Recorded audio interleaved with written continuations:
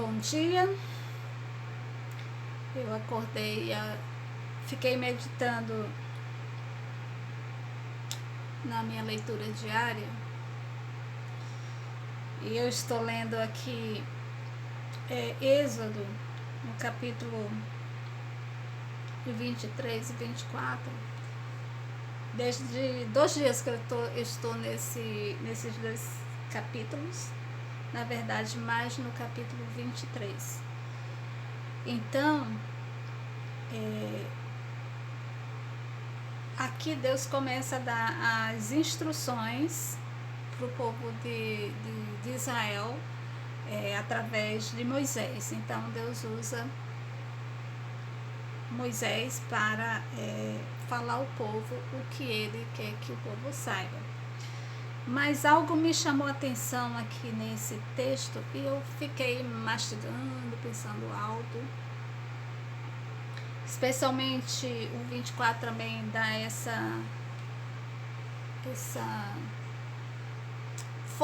digamos assim, formatou o meu pensamento em relação ao que eu quero falar para vocês.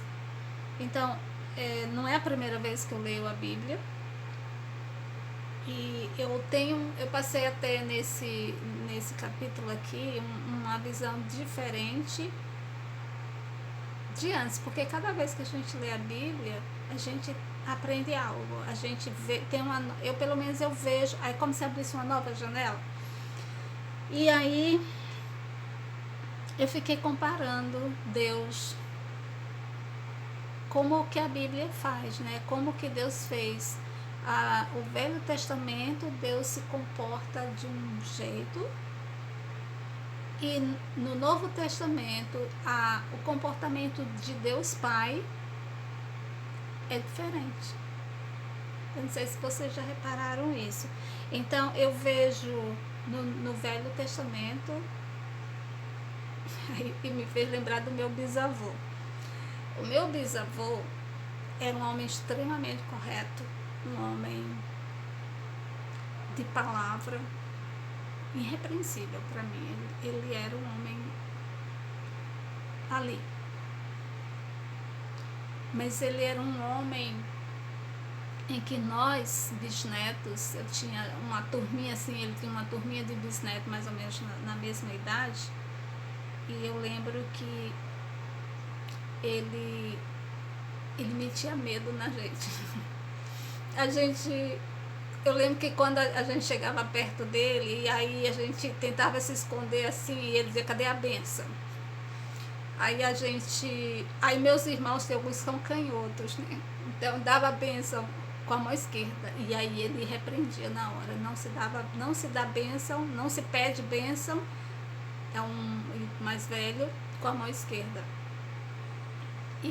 Só que ele não falava isso com delicadeza, não, era que nem um militar mesmo, né? Assim, aquele jeitão militar que a gente ficava tudo assim, ó, tremendo de medo.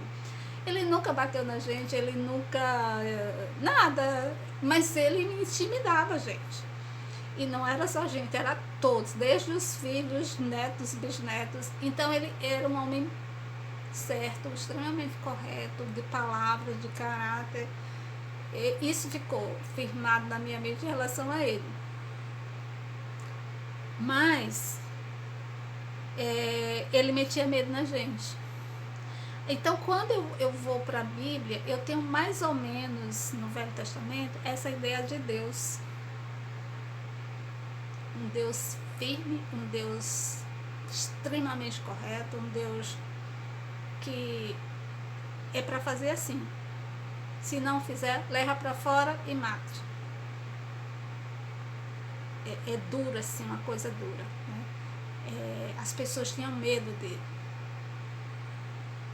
Então, às vezes quando eu me deparo com um texto que diz assim, arraste a pessoa para fora que cometeu transgrediu uma lei que ele determinou, leva para fora e apedreje.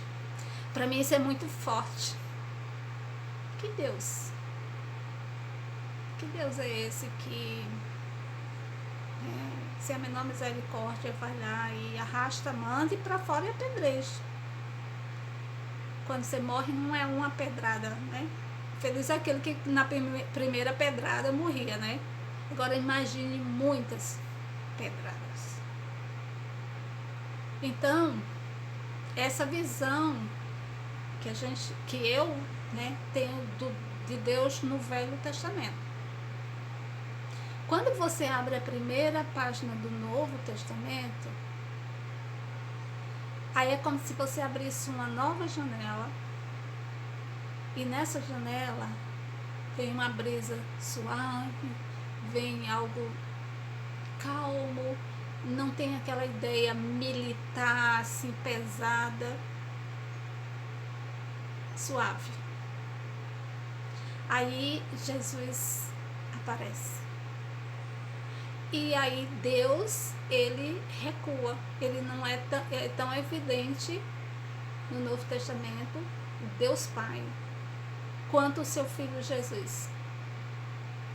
Então, a gente vê literalmente Deus Pai no Velho Testamento, um homem duro, um Deus duro, extremamente correto e exigente. E no Novo Testamento, no Novo Testamento,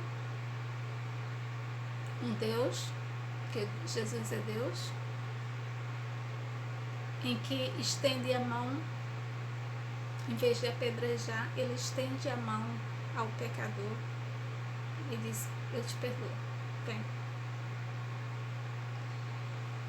Aí parece que há um contraste, não bate, porque se Jesus é Deus, ele age de um jeito no Novo Testamento e Deus age de outro jeito no Velho Testamento, né? Então, isso fiquei assim, eu gosto de ficar ruminando, mastigando a coisa, né? E daí eu entendi, porque eu não vou citar textos que vai levar muito tempo, eu quero esse vídeo curtinho. Eu entendi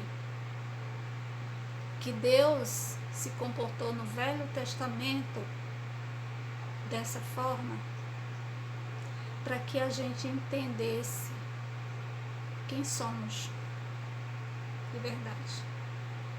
Nada. Nós não temos a menor condição de chegar perante Deus, aquele Deus que ele se mostra, né? Esse capítulo é quando Deus pede para Moisés subir ao monte, e aí o povo não pode ir para lá, não pode ir para a presença de Deus, tem que ficar longe, senão eles morrem. É uma distância grande, só Moisés que podia passar daquele limite. Então a gente vê esse Deus assim, um juiz duro no Velho Testamento, para mostrar quem somos. Nada. A grande lacuna que existe entre Deus e o homem, isso é evidente no Velho Testamento, entendeu? Então Deus quer que a gente entenda isso, que existe uma lacuna, que não pode existir aquela comunhão do início com Adão e Eva.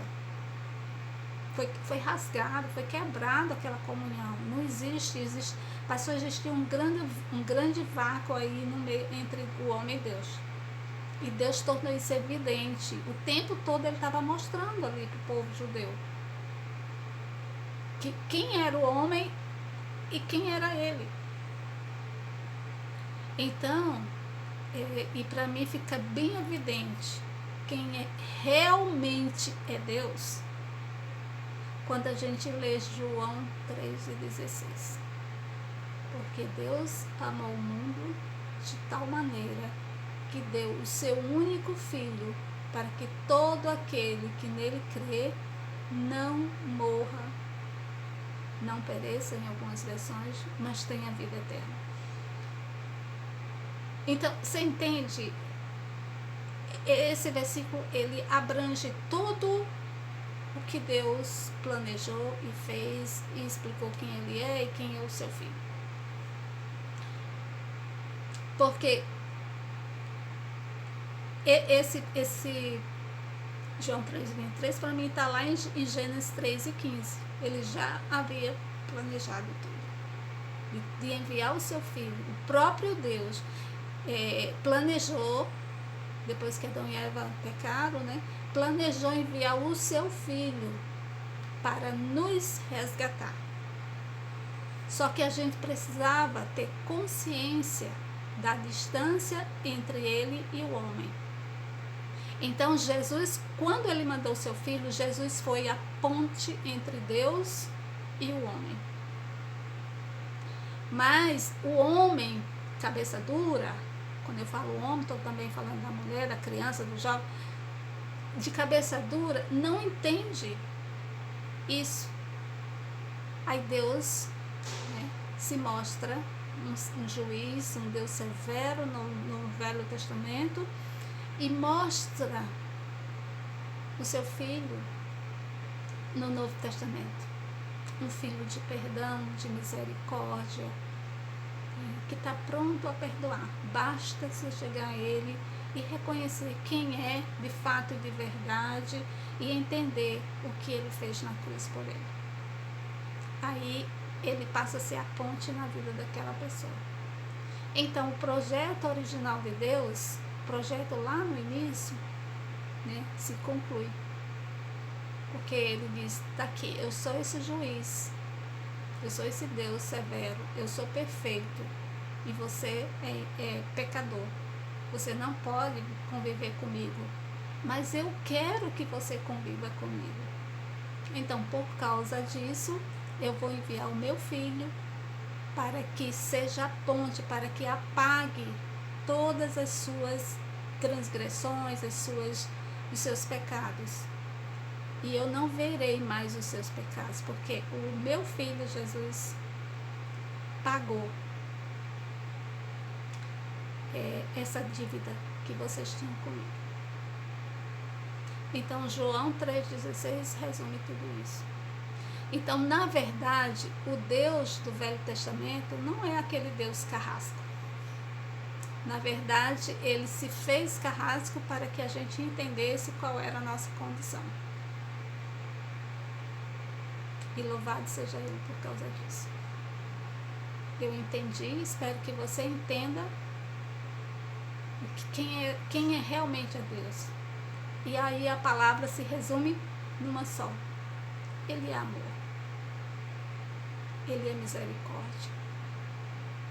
Ele é um Deus que arquiteta, que planeja tudo para que a gente possa viver eternamente com ele. Louvado seja o nome dele. Amém?